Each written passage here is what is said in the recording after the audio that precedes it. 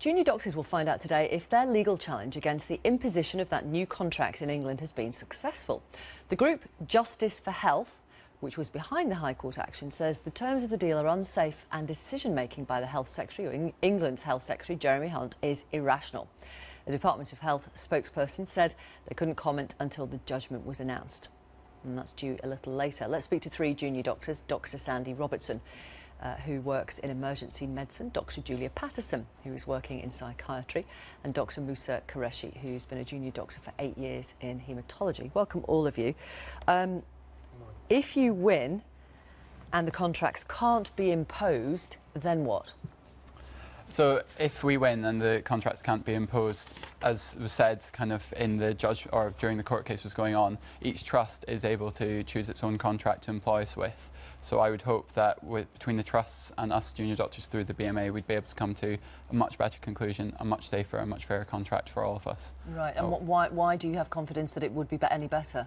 Because negotiating with a trust? Because I think the trusts don't have the political impetus that the Secretary of State does to try and reduce costs entirely. I think that's what a lot of trusts are in the deficit, as you know. They've totally run out of money. They absolutely have a priority of trying to save money. Yeah, they do, and but the contract isn't just about the money, it's about the kind of working practices. Looking at some rotas that have come up that are compliant with the new contract means that people over a 4-week period will be going on nights, off nights, on nights, off nights, on nights, off nights. That really plays with your brain. It really makes you make unsafe decisions, having to flip between them so quickly.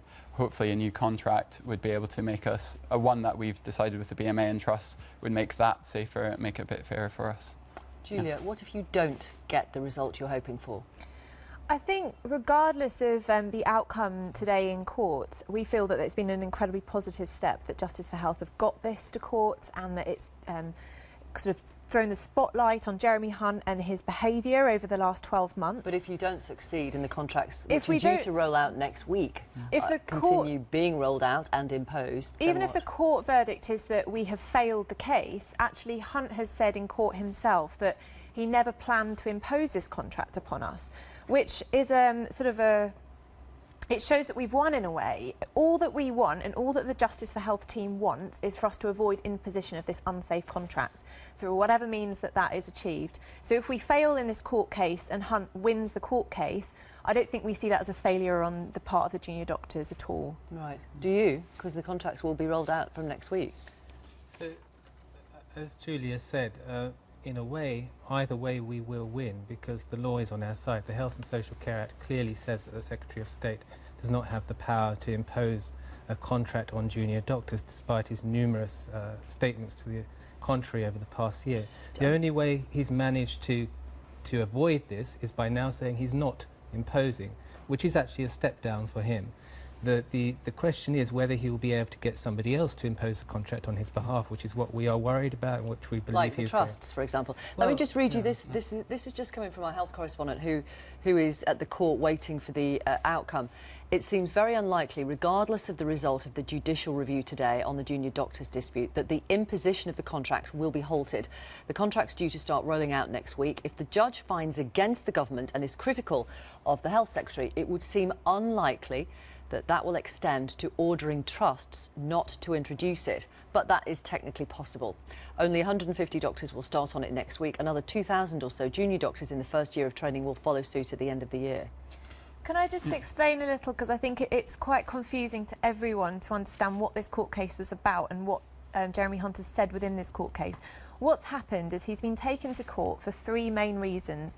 The first is that people feel he's been misleading, both to the press and also within government, within the Houses of Parliament itself.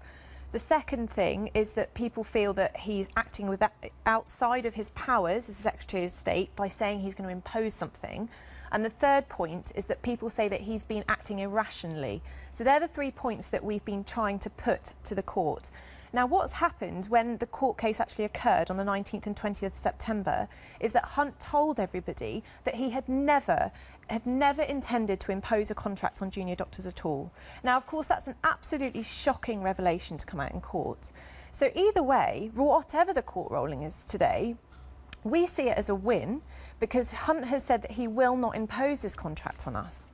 And we just don't want this contract imposed. OK. Where are you on the fact that the BMA Junior Doctors Committee has called off these 5-day planned strikes over the next few months? So there's been lots of people being upset about this. Are you? Yes and no. I'm due to have a baby next week. There's lots of stress going on about whether there'd be lots of things, whether the hospitals would be safe or not. As a junior doctor, I'm really upset that we're not able to go on strike, because I think we need to fight this contract, especially as an A&E trainee. It disincentivises people working in my specialty, and I think it will end up with A&Es closing down and lots of horrible things like that. Okay, so mixed feelings. Yeah. If not a strike, then what else can you do you think, in order to protest about the imposition of these contracts? Well, what is left to you? Because everything seems to have failed. That's a very good question. We're all supporting the BMA because they are our union. They are still considering alternative strategies. Obviously, industrial action was a key strategy, and we are awaiting some transparency and some actual reasons why they've come to this decision to call off industrial action. I think that's quite important. Well, it's patient safety. We know why. Well, we had we've had multiple strikes over the past year, and none of them have resulted in any detriment to patients. Not 5 days in a row. Yes, but for instance, why has industrial action been suspended altogether? That's a key question. Because you were losing public support, perhaps? I don't think that's accurate at all. I mean, throughout this whole year, we've had lots of polls suggesting that we have very high public support. Yeah, but if you compare the recent polls before the 5-day one that was called off, compared to, say, April, May, there has been a reduction, because I looked at them before we did a big programme on it a few weeks ago. Yeah, it still showed that we had the majority of support. It was never below 50%. But it's going in the wrong direction.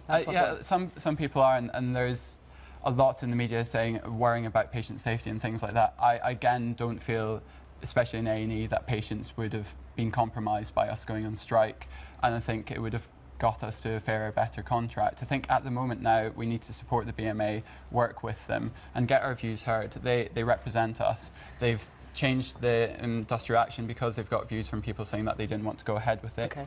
We need to work with them, get them to negotiate with trusts, get the trust to get a better contract for all of us, so we can have a better, safer future NHS with us all working in it. We'll see what happens. Thank you very much. Thank you for coming on the programme. Thank you. Thanks for your time.